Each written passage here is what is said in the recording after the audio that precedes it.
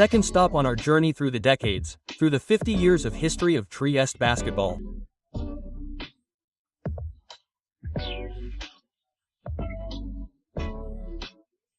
Last month, as you may recall, we focused on the first 10 pioneering years of the club's beginnings, with the irresistible rise in popularity of basketball in Trieste and of this team that, over the years, truly became a social phenomenon, increasingly well-known and loved by its fans.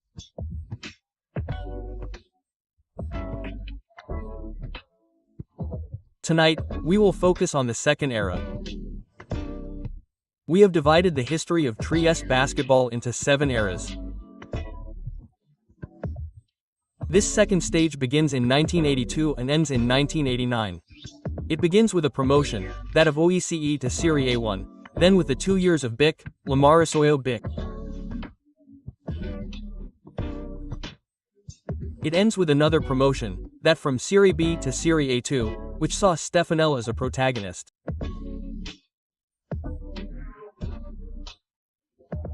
In the midst of it all, there are truly many characters who remain in the collective imagination, certainly among the players, but also the coaches most beloved by the fans, those who are still among the most beloved by everyone today.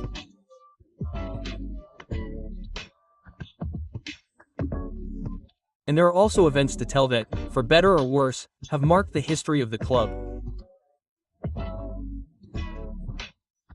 Obviously, there are events that remain in the iconography of basketball, not only locally, but even worldwide. So much so that even today the team carries the symbols of that period, of that event. Obviously, there are also less happy events to remember, but in short, we are here to talk about everything that has happened in the history of this club, to talk about these 7 years.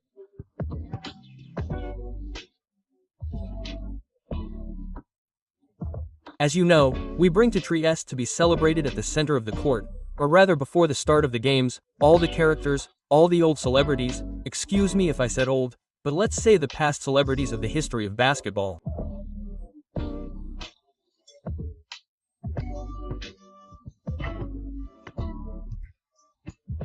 Well, we have someone sitting down and we'll talk to them. We'll try to remember some events, some anecdotes, some stories, something that perhaps has remained unpublished despite the enormous bibliography that has now been published on this topic. So tonight we have with us Ezio Riva, Fabrizio Zerotti, Silvio Kosovic and Francesco Fascetto.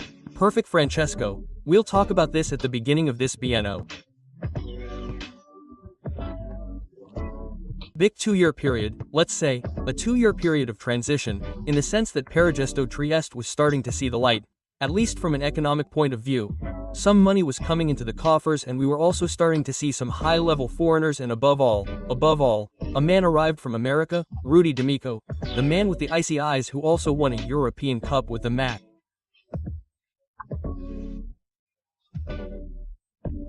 Cabby, Zorro, can you give us a portrait of Rudy D'Amico? But Rudy was a great coach because, compared to the others, he got very agitated. He was very calm, very collected, and let's say that I only saw him angry once when he broke a golf club while he was playing, and that was when I saw him very agitated. For the rest, he was very calm. As I was saying, he also told us to take our time.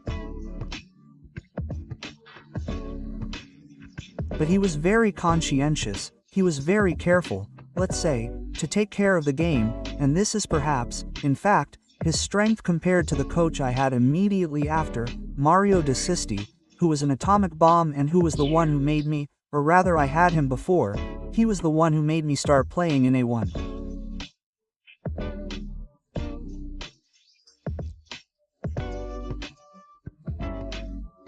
By the way, I also played in the Coppa Corps, thrown onto the field after an argument we had together, because he made me play and I responded very well to it, because in Tur I scored 14 points and immediately after that I marked myself in Zaragoza and Kevin McGee, who I saw as an idol, because the challenges he had with Menon were legendary, they were 2 really big animals and they were very good, perhaps.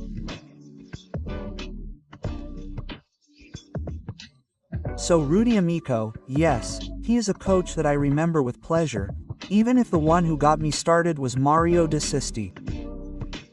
Who later, by the way, we will talk about Mario De Sisti.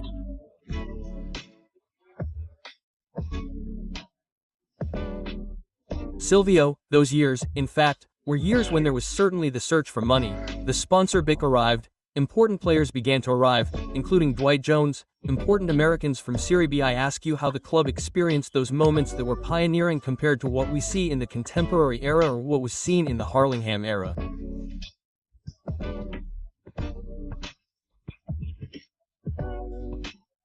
How the club was trying to manage this transition period.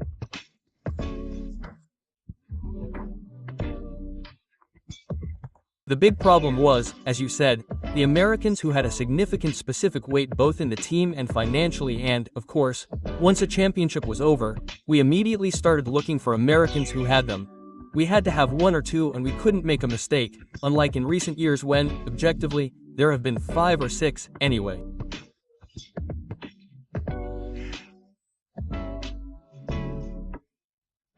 And there are also several episodes that I would like to tell a bit about De Sisti, but maybe we'll talk about them later, and if you want we can also address the issue because the problem of coaches is also a problem.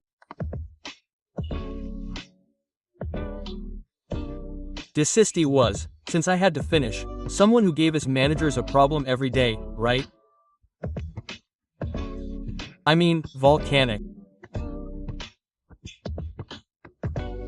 We were basically people who put in some money, wanted to have fun, came here to the arena in the evening to watch the training sessions. I mean, it was a problem every day, so much so that in the end, somehow, we didn't renew it, but this is a discussion that we could have later, because, if I'm not mistaken, later, and from the Sisti came Santi Parisi, but maybe we should. Exactly. Let's hurry up though. Basically Mario De Sisti, we also heard last time, he's a really special guy, Zorro, a man with great basketball knowledge, a man of great culture, the dancing coach, as Aldo Giordani used to call him. Well, you've already mentioned Mario De Sisti, about what he gave to you. Tell us a bit more about this coach. I said very well, he was one of those, as President Kozulek also said, he was very prepared. Technically I think he was the best, perhaps one of the best coaches in Italy.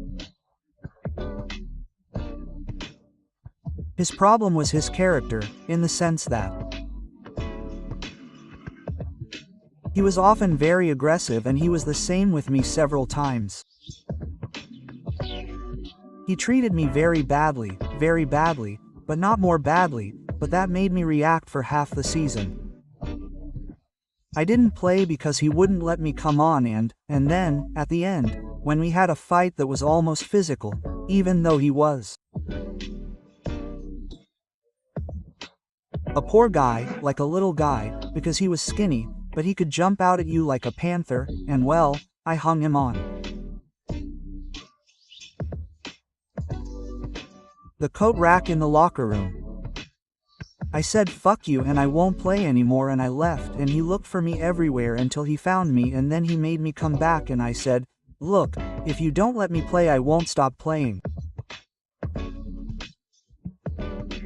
Obviously, he was an asset to the club, even if it was small, but I had an asset and so he let me in, as I said, in the Coppa Coric where I played a great game and from that time my career began and so I can only remember that he really was in the end.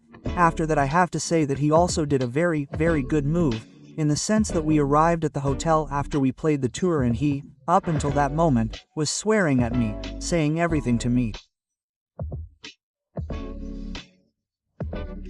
After playing that game, which I played very well, I ordered 2 bottles of New Chandon, because we were in France and he said, now we're going to mix Zerati because he's shown what he's worth. I was astounded. Look, okay. Hey, speaking of Sisti, I thought of something I'd like to ask Francesco. Let's jump forward a bit, then we'll go back because, then I'd like to ask Fabrizio another question. Well, I read somewhere that there was a match in Rome with Banco Roma in which you, usually calm on the pitch in terms of character, certainly not in terms of performance.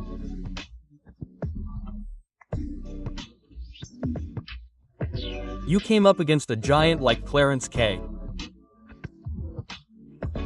Well, there was practically the beginning of a brawl and you, from the height of your 1.70, like 1.69, that's how tall you are, tried to go against, precisely, this giant. Debano, and it was De Sisti who tackled you and avoided this brawl. But I could afford this and more because there was Ezio. Well, it wasn't Desistica. Ezio was my guardian angel, and with Desistica I consider one of the best Italian coaches of that period.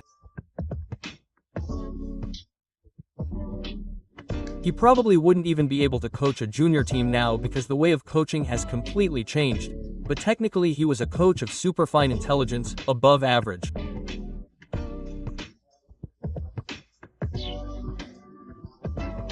In terms of character, he was a man who had to be contained and sometimes even shouted at. And I have to say that I played a great championship, and a lot of it was due to the fact that he was there. We'll get to Stefanel's time in a moment. I wanted to ask you this interesting fact about Dwight Jones. At the time, players were coming from the NBA, both in Serie A and A2. For example, Dwight Jones came from the Lakers, the ones from Jerry Buss, the ones from Showtime, you know, do you remember? Magic Johnson, Kareem Abdul-Jabbar, James Worthy, them. Well, he came from that team over there. He was really that haughty, like the Marquis del Grillo. How do you say it? How is he described to you? Or was he someone who simply came to show that basket? On the contrary, he was seraphic. I mean, that's how I remember him. If I had to give him an adjective, I would say seraphic because he was a calm guy, you know, in the end he would.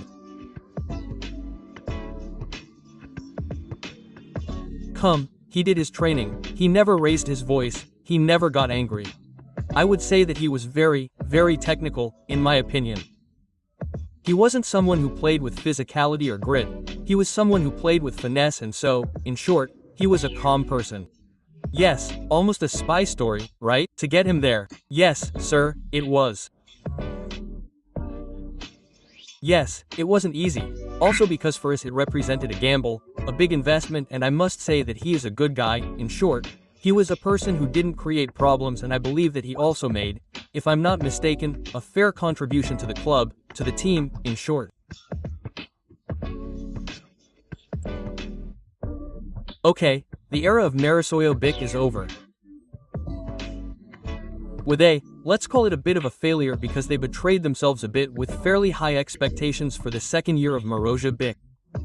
Silvio Kosalik returns as president after a bid for Saporito, vice president. I was vice president. Sapito was president. Exactly. Then, of course, yes. He returned to being president with the arrival of someone who, in the following 10 years, changed the history of Pallacanestro Trieste a bit, for better or for worse, because we still talk about him today.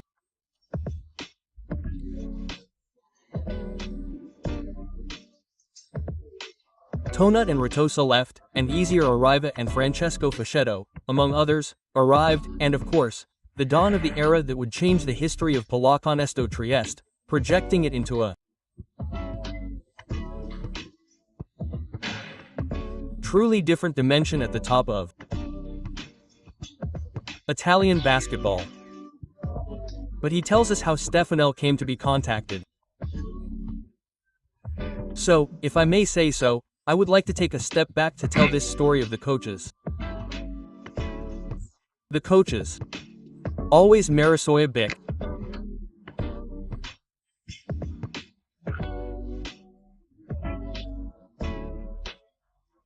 We saved ourselves in a 2, in a 1 adventurously, but exhausted by all the managers were exhausted by the Sisti experiment. We kept changing like the Marich, and I said, guys, let's get a good, simple person, who talks to us, who is a normal person, and we got, do you remember, Santi Polis, you know, who I knew, because he used to hold national team meetings here with the youngsters. Well, he seemed like a guy to me, and we had the audacity to send away Desisti, who, as you say and you know more than me, was a good coach.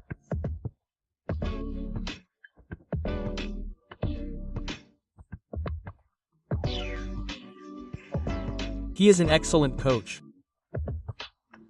A lot of Pulisi. I'll close the parenthesis. He wasn't as good. He was a very good person, but technically, in terms of character, he didn't prove himself to be up to par. Let's jump ahead and the Stefanel phenomenon appears, right? Let's address the Stefanel issue.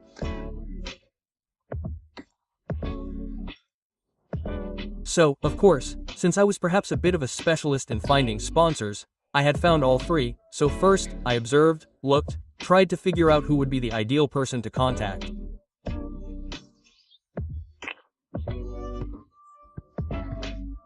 I discovered that Stefanelli was a sponsor of the Recco di Recco water polo team in Genoa. I said, "You're passionate about water polo, why not? You might also be interested in the pallacanestro." Quote. And I went to Ponte di Piero the first time, and I immediately understood that the discussion was interesting. Now let's get everyone talking, because otherwise I'll be the only one talking, right? It's interesting and in some way a negotiation on a level, because then in that year we were selling Tonut. So we had to start with Stefanelli, who, let's say, wasn't in Trieste. He wasn't motivated anymore. He needed a boost. So, convincing Stefanelli to sponsor.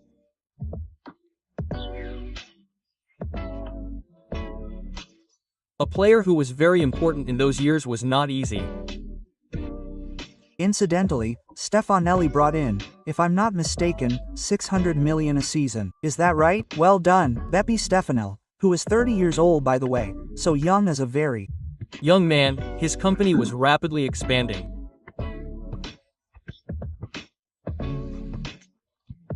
He had a mania, a fixed idea, which was Benetton, which was a much bigger industry, much bigger, with a lot of competition, and in some way he wanted to follow in the footsteps of Stefan and Benetto.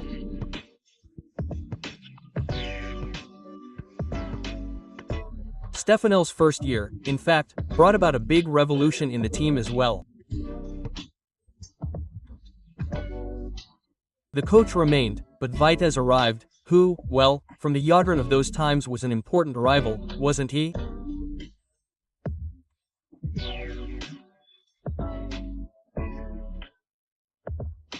Very important, if I may say so.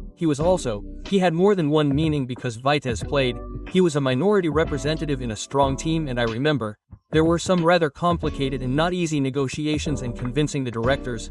At that time it was President Kraus, who, well, to let him play with Trieste was a negotiation, a journey.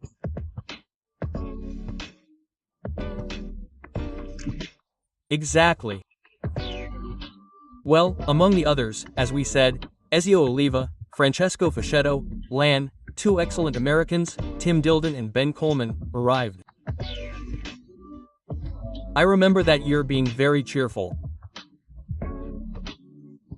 Every now and then, there are teams that transmit something that perhaps in other years, with a few small changes, they stop transmitting.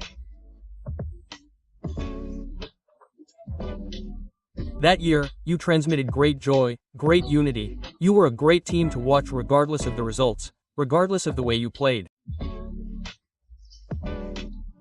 Was it just an impression, or were you really having fun, Ezio? Yes. No, we also had fun because the gist of it, I had already spent some years with Desisti, and the gist of overcoming Mario's aggressiveness was that the players had to unite with each other and work as one, because otherwise you come out of a championship devastated.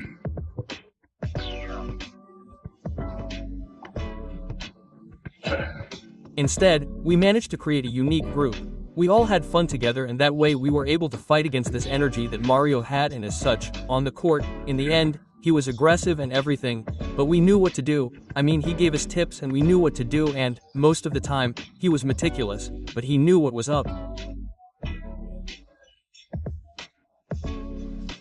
Is it true that he found 2 cartons of cigarettes in your bag in the locker room, or is that also a legend? No, but it's true. But I started smoking in '75 in Udine with SNYider. He was a coach and so he knew how to get to the back of the bus. Claudio Malangoli smoked cigarettes in front. Sorry Francesco, before the next question I wanted to add, because I remember that year very well, Francesco Facetto's connection with Ben Coleman was almost poetic, honestly. And Francesco, I'm asking you how basketball language can be. We've only just met a couple of practices and we're already starting to get along great. I'm asking you about your relationship with Ben Coleman, but above all, let's remember the Marine team, Dylan, a fundamental player that year. Well, Coleman was a champion, Dylan was a good player, but I think they were both at the top of their game, because despite everything we keep saying, Mario was good and so he was able to make him play in the best possible way.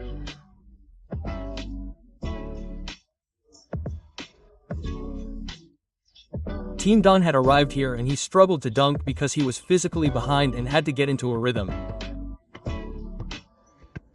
He wasn't an elegant player, but he was a player who in the end did his job. He was exuberant, you had to keep him under control every now and then, but he was also a physically arrogant player. At that time, he was one of the strongest players in the Italian league and he was good too. He was someone who liked to do a lot of things. Mario put him in order a bit and in any case that year he was tight.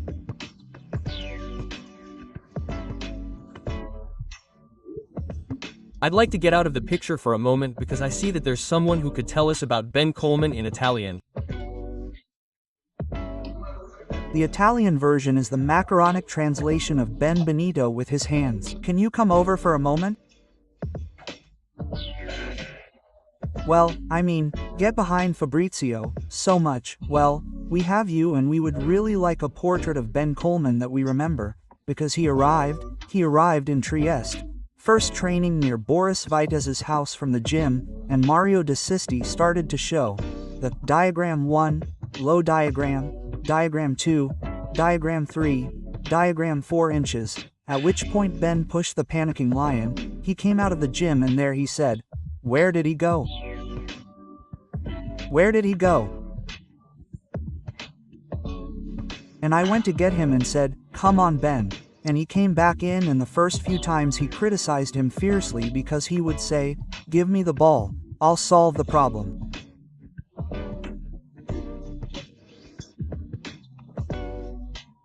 After, well, the maniacal being that De Sisti was who made him move his foot 3 centimeters and do a different movement, Ben understood that if he followed him he would get results. And as you were saying before, the locker room was absolutely united. I was young, but I never felt out of place at all, and the atmosphere was absolutely relaxed with Johnny Bertolotti, with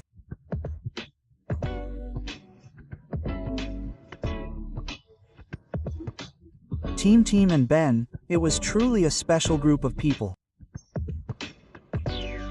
Thank you. Yes, you mentioned him.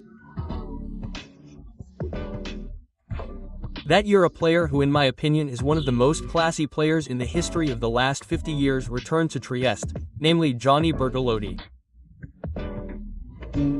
You played with him. What do you remember about Johnny? He is very reserved, he doesn't make statements, but we all remember him with great affection. First of all, Johnny was a friend, and he was someone who would arrive at training half an hour before everyone else and finish half an hour after everyone else. And he was an example, he was the captain, not for nothing, a real captain. And then he had the patience to play one-on-one, or rather more than patience, he liked to play one-on-one at the end of training with anyone who wanted to.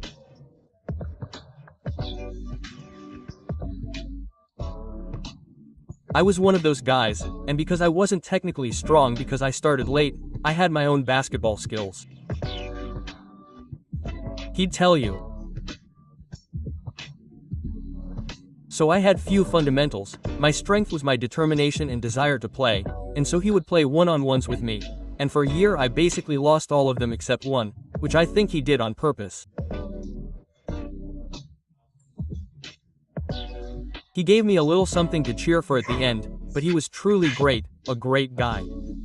Johnny was a great guy. Johnny was a player 10 years ahead of his time.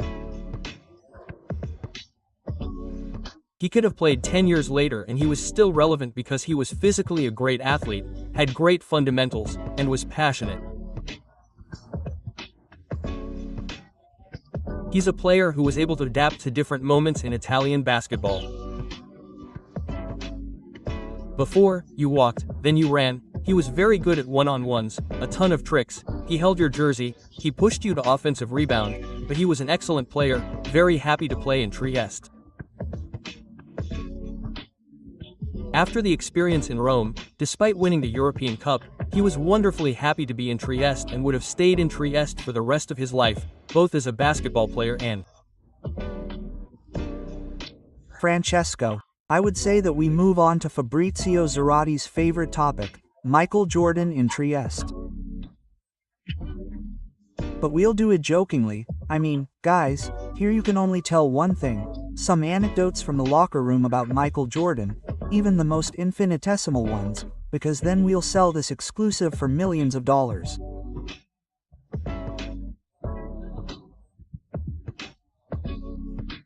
So, he says that it's my favorite topic because every time he interviews me he asks me about Michael Jordan, about when we were in the gym, when, afterward, in the locker room he said things, so I'll gladly repeat them for the umpteenth time and so, basically, I know. I had him next to me in the locker room and one was an anecdote. It was that, in fact, I asked him the stupidest question in the world. I asked him, "Excuse me, but why do you jump like that?" Quote. Do you give any specific details? Quote, and he slapped my hand like this on my thigh and said, "Only man, only man, all mom." No, so obviously DNA. Then, let's say there are many. What did you want to know? What was the one you wanted? You wanted anything that comes to mind, other than Jordan breaking the backboard, and, I don't know. Then, when he came, he started. I don't know who went into the Caserta locker room first, and then, at a certain point, he was supposed to play half a game there, half with Lolo, and half with us. And, in fact, later, we found him in the locker room, and after he had done that famous dunk, we were back in the locker room. Someone from the organization came in and told him, "Hey, no more thanks, no more Dans," because that time there were no breakaway backboards, so, as we know, the backboard broke, Lopez got hurt, so no.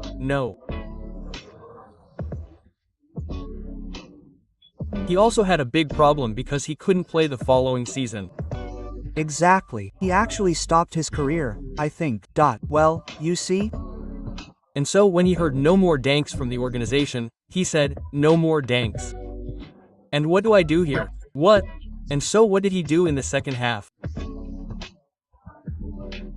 Well, he basically started doing all his balancing acts with one-on-ones, beating everyone and going up to dunk, and at the last moment he didn't sink but let the ball go slightly. In addition to the iconography, he has it behind him. I don't know if you can see it, but I have some images of that game. I remember that morning I went to take the bus, there was a little newsboy with the words Michael Jordan at Stefania il Trieste, and like I think everyone who read that little newsboy, I got a moment of shivers.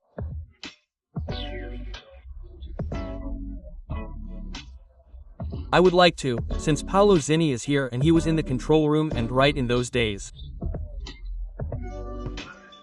I would like to understand how it works. He arrived at the shuttered backboard evening. Who suggested it to you? How did he get to that evening in Trieste? Luckily, we were the only two clubs in Italy that had Nike shoes, and so they had no choice. They wanted to play this game with this player and I was chosen Caserta and Trieste. At the time, in the club, you realized what was about to happen or... Yes, but they still hadn't fully understood the problem. Anyway, he went down to Valtellina 3 days earlier where the Caserta team was in Bormi, and he was there for 3 days with Tanjic. Then they went down to Milan, and from Milan he had the idea that he wanted to play golf. I'm telling you about this year because it's funny. He wanted to play golf. He said, I don't have to play golf, I'll play. I'd like to go to Venice so I can play golf in Venice. Alarm bell from the chaperone we had in Milan and Trieste. Me and Trieste who were organizing this event. How do we do it? He had to go to lunch with Stefan. Only in the morning we took the helicopter. We wanted to take the helicopter, we organized the helicopter, then suddenly the golf course was closed. And so no golf came by car, he came by car. No, actually, first Venice, which was hosted by Scar, and then we all saw it. Thank you. So, I would say that now we also move on to a difficult moment. As always, to learn how to run, you have to know how to fall, it seems to us, get back up and start again.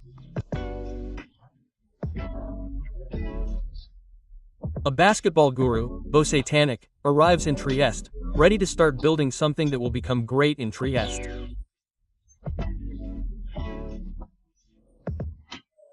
Well, it was an extremely difficult year.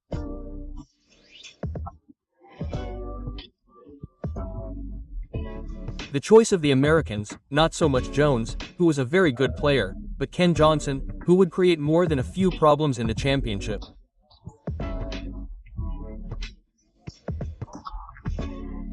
The playoff in Bologna. What do you remember about that moment? What did you say to each other in the locker room at the end? Above all, what did Stefanel and Boscia say to you during that difficult moment? But you know, it was, we made it to the final, unfortunately, without our point guard. He had gotten hurt. So, you know, without Checo the team was not the same, it lacked the mentality, it lacked the direction. There was Bobicchio, nothing to say. Johnny also played, he was the point guard, for now it's a truncated team with an American, as Ten said, who liked to run, but nothing else. We lost, we played badly, we started well, then in the end we gave in, we no longer had clarity, we no longer had the control. And control of the game. And I didn't go to the locker room because I'm the only one who stayed on the court. I don't remember who came to tell me, look, they're shooting all sorts of things here, there's a risk. I just looked up to say if they shoot something at me, let's go with the anger I had, in my opinion, he was flying.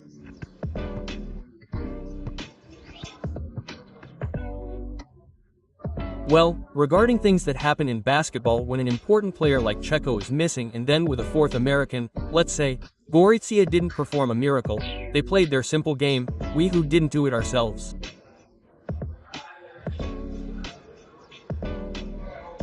Basketball, that's the beauty of basketball, you win and you lose. We have to tell the truth, after so many years we have paid for a series of collateral damages. That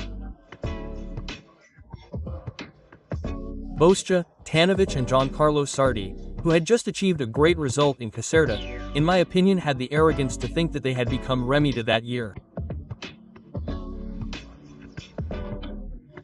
They thought they could turn anything they touched into gold.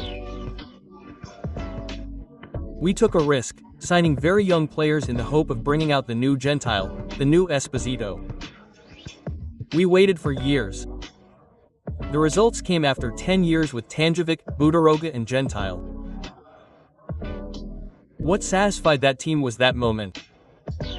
We signed an American at the beginning of the championship, a certain Venizel, who couldn't play in B2. He wasn't able to play in B2 and we were to blame. All players can be accused of their faults, but I'm convinced that if you ask Tanik a question like that, he, who is an honest man in any case, will tell you that yes, to reach the stars you have to hit the ground running, and that year we faced a championship with exaggerated arrogance and we paid the price. In Serie B, we ended up in Serie B, and I'll jump ahead a year. After being relegated to A2, De Stefanelli said, "Guys, you people from Trieste don't understand. Clearly? Pass me."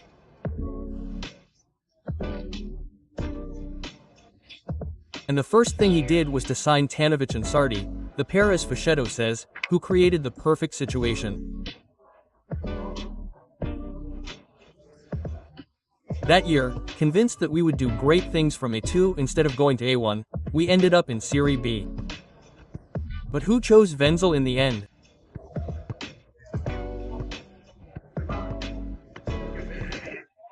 But we'll ask Tanjevic next time. At one point it seemed like a comedy. I mean, hundreds of them arrived, they came and went, they came in, it's like a sliding door. Fatal arrived, who was a highly rated player who then ran away, never came back, and in the following years he went to play in Bologna for Fortitudo. And Johnson Jones was a good player, but he would score 20 points in one game, and then the next, we didn't have any consistency, and, in my opinion, I'm sorry that Boscia isn't here because he'll be here next time. I'd like to understand. He'll be here, and I'd also like to hear Tanevic's version, Tawny's story of that first and second year in Trieste. You'll definitely hear it because he'll definitely be our guest in the next stop. I'd like to know about it then, eh? Yes, if you have something to tell Fabrizio, that's what we're here for, right? I wanted to know if it's true that you had to stop Ken Johnson, who didn't want to play that game. That's exactly what I wanted to say. That year, I wasn't there because I had been sent to Porto San Giorgio and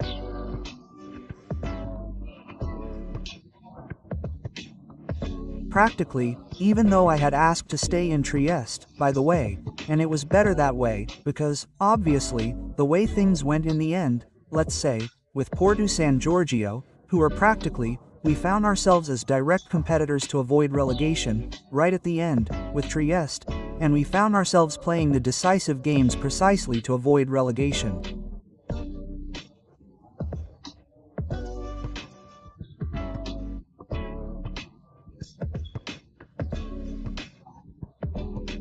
They, like Pallacanestro Trieste, risked ending up in this playoff, and we had to play against Napoli, who were the top team in the standings, led by Marcelo Starks, and in the game before that they disqualified our best American, so we were with only one American, and we found ourselves playing against the top team in the standings and to secure our permanence in Serie E, and we had, now I don't want to boast, but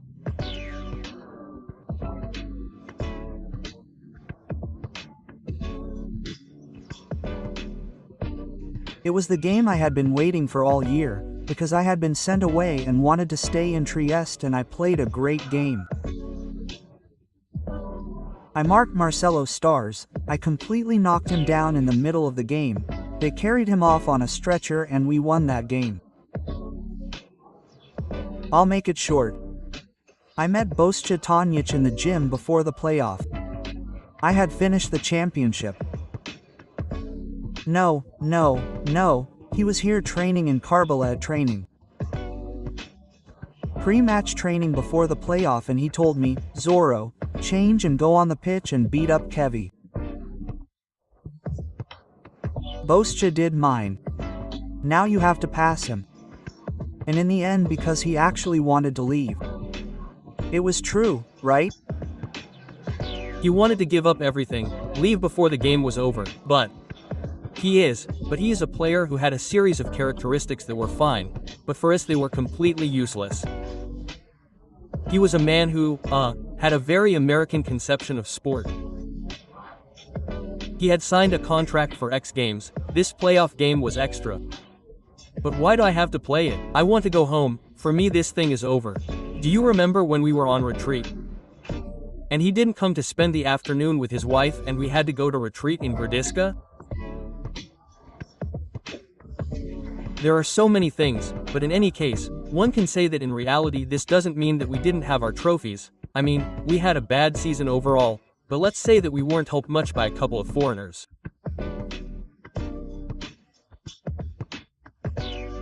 So, with 2 foreigners, if you made a mistake with them it was a serious problem, because the others were 50% and you had to know that they always gave you something. They couldn't play 1 game and 2, no, you needed consistency and they did everything but consistency. Sure, Francesco, I would say we're heading towards that need, but especially the second year, that of the promotion to Serie B to Serie D. I'll start with an interesting fact though. I'll ask Zorro. In the second year Bo Satanic also relied on the advice of someone who happened to be there, Azana Kolik. Hey, remind us a bit of the Azana Kolik who's in the gym. So, Zana Kolik had officially been called the best European coach and the basketball guru, practically, and he had been officially called because we didn't attack the zone well and, therefore, in theory we had to, you know, take some lessons from him.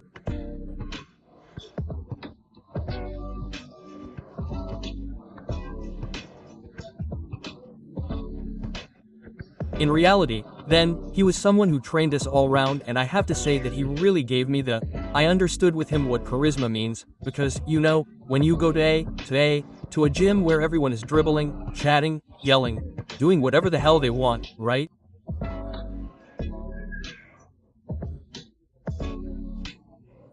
I mean, with him this was impossible.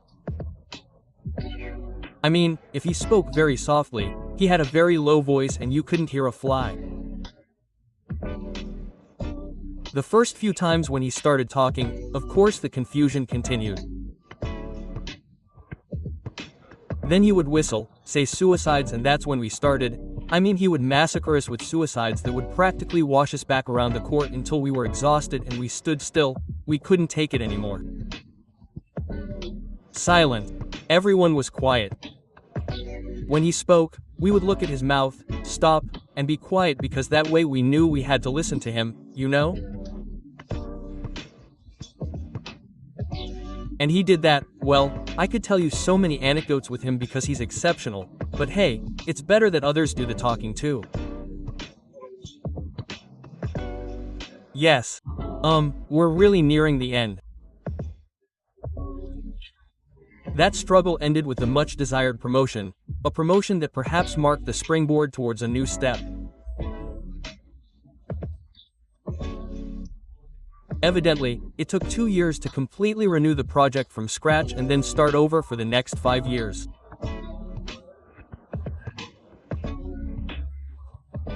The following year, in 1990, Trieste, led by Rogelio Zavato, won the championship with the junior team, and that team included players who would go on to make history not only for Pallacanestro Trieste, but also at a national level. We'll talk about that in the next episode. Well, remember, in that team, in addition to Fabrizio, there was also, well, we have them all around us, you can't see them, but anyway, there was also Benito Colmani, there was Davide Cantarello, there was Dacio Bianchi, all the players that we still remember with great affection.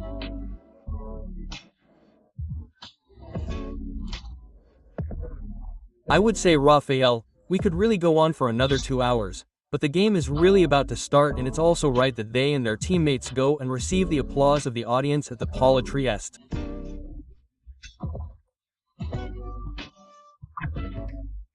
We'll meet again for the third stage that will talk about the 5-year period, the second 5 years of Stefanel.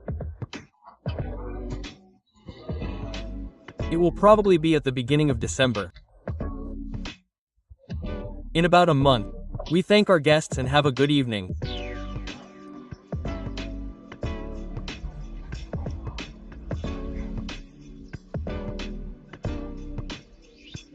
Let's take a step back. Let's go back to the first 10 years that we have defined as almost pioneering for Pallacanestro Trieste.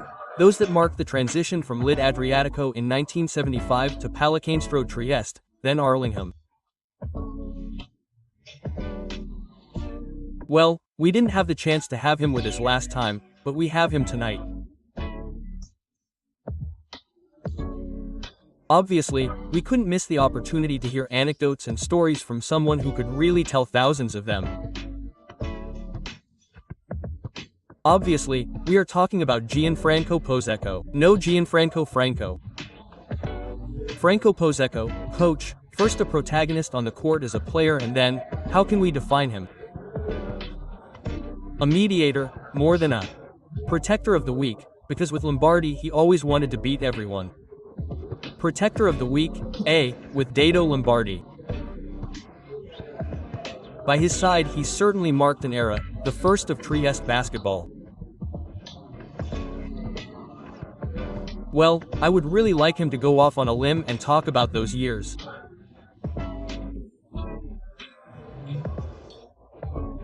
But it was a sequence of somewhat terrifying events because it all started with a call from Mr. Zaladio one Sunday.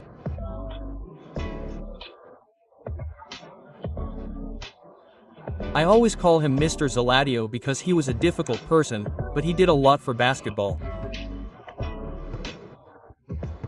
He said to me, "Franco, I have Gigi Farsi and Al is coming up. What's his name? Quote, Tennis Club Trieste. Yes. And we went there. And there, he basically told us that Pallacanestro Loi Adriatico no longer existed, that Ginnastica Triestina did not want to continue with men's basketball at those levels, that Loi Adriatico was no longer providing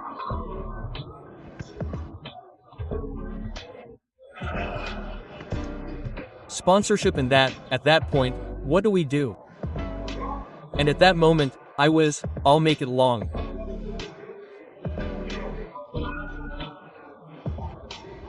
PAC Trieste was born, because he took care of finding Sil Kosulik and other managers who brought oxygen, right?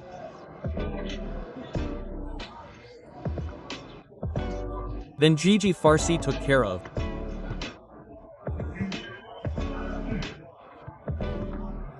all the bureaucracy and paperwork, and I had to convince the players to play for nothing. We did it and basketball arrived. Franco, the Harlingham era was a historic era. It drove the city crazy. It really made the city discover top-level basketball, thanks to Rich Laurel and so on. But I'm asking you to stay close to Dato Lombardi, his superstitions and his habits and customs. How difficult was it for him? No, I'll tell you something. One day, you come to the locker room or you have to go to the bathroom. Then he takes off his jacket. I look at him and he has holes all over the jacket. Holy shit, I say, what happened? Well, he loses a ladder after all. He had a hole like this. Holy shit, with all that money, you know you're a wretch. I'm not good at buying you a jacket. I had the nannies here, put them on my pants so you could see them, and it's superstition. I can't change my shoes or my jacket all the time. I have to. Fantastic. Fantastic. And then, by the way, he even told me, I think Severino BF, who got stuck in Fabriano off the bus because, I have endless stories about Dato. Everyone can tell you, but the one who experienced it firsthand was me because we were on this bus. You know, to go from a standstill, I think all the way up to where we were playing. And there, Fabriano was playing the game. Yes. So, we had to go over all the mountains and there were these huge overpasses and I thought, who cares now, we're on the bus anyway. At one point, he starts to stop the bus, he's sick, I have to go down, I have to go there, fuck you, go to Faria. And Franco, come with me, oh, my goodness. So, get off the bus and go down. And you and the bus couldn't just stay on the highway where everyone was passing, right? And so he had to get off, leave, he left us there. Wait, it's not over yet. We start walking and we arrive on one of those overpasses. You know, in those parts there's an overpass 300 meters high above sea level. So, as we walk, he looks down there, there's a light from a house. We can go there and ask for help. I say, what am I, you idiot? I don't know. No, forget about it. Think about it if we demolished it and you think he was like me, right? Physically, here he is. And he tells me if we knock on the door he's crazy and pours some with a machine gun, and what did you want, I'll just throw both of us out, and in fact we didn't go. And then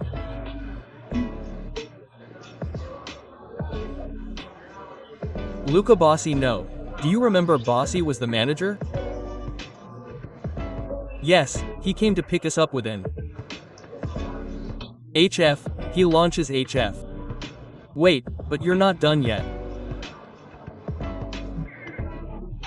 He also brought another kid with him to keep him company, so in the HF there was him, Lombardi, me and the kid. It was like being a blender because it was the end of the world. We arrived at the hotel and I told Bossi to Leo G said, Leo, the next time you have something like this I won't get in the car and drive around to come because I'll be noticed.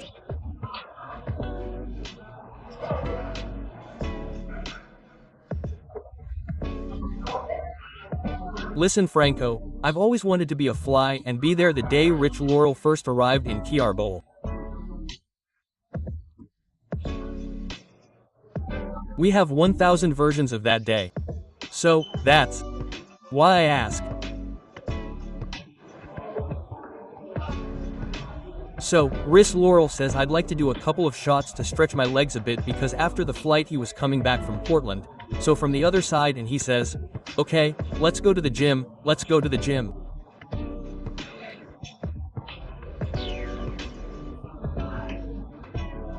And when we go to the gym, R says I need a tracksuit and something to wear because I don't have anything here, and so if you could somehow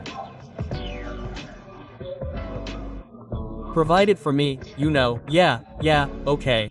So, Livio Mazzaroli, who was the secretary, so also the storekeeper, says, okay. And Babu says to Klatowski no. And pulls out a tracksuit that we'll see what the coach does in America. Okay, he goes to the storeroom, gets a tracksuit and gives it to him.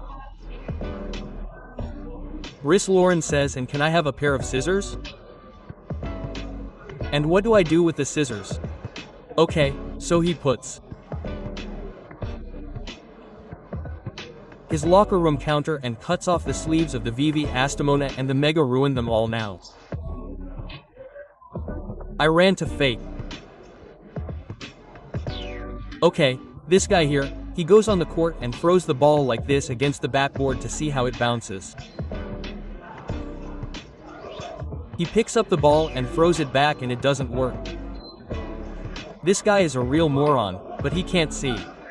He can't even stand up straight, and this guy doesn't exist. We have to send him away and start. No, and then he shoots with an incredible percentage, and at a certain point he says, I don't know, that's enough, I've done everything, I'm fine. So he picks up and they take him to the locker room and shoot again. Then there had never been so many people in the locker room as there was that day. Rich Laura alone, naked, black, and all the managers to see what he had done. Wait. He takes a shower and Lombardi starts. And 3 Deseriteo. No, we can't keep this half-wit here. He can't even stand up, can't you see? They sent him away from the United States because he couldn't play, and then things went on a bit. And then at one point he said, you know what? Keep this. If you don't want it, I'll send it to America. Go to T1 and fuck you, T, and all your players you want. Quote. Okay, Franco, to wrap up the topic of Americans and foreigners, obviously we can't just mention Marvin Bars. It would be too easy, given his short time here and all the circumstances.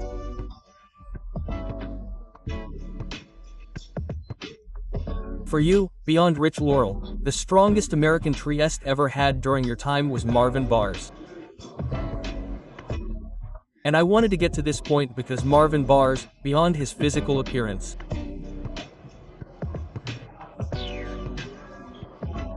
was a truly extraordinary person.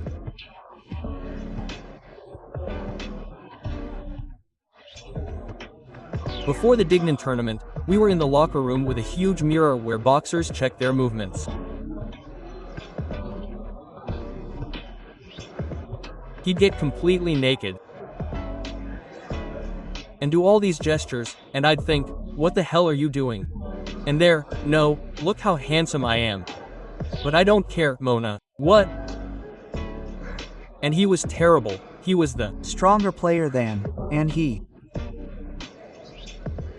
did something. Once there were two players from Gorizia, Langmep and Garrett.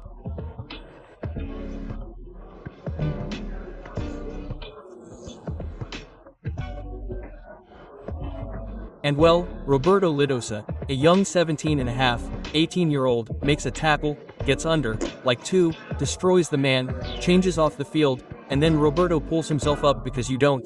How do you not make a fool of yourself by staying on the ground? Yes, yes. And he goes to Marvin. Marvin says, "What's wrong? Did they hurt you?" Single quote. And he says, "Yes, and don't worry, I'll take care of it now." 2 laps later, right? So, up and down, he made them both sit down, but off the field he destroyed them, disintegrated them. He was the strength of. Listen, by the way, you mentioned Roberto Ritosa. We had him as a guest in the last episode. They're all always very, very diplomatic. Quote. And in short, they never tell us the truth.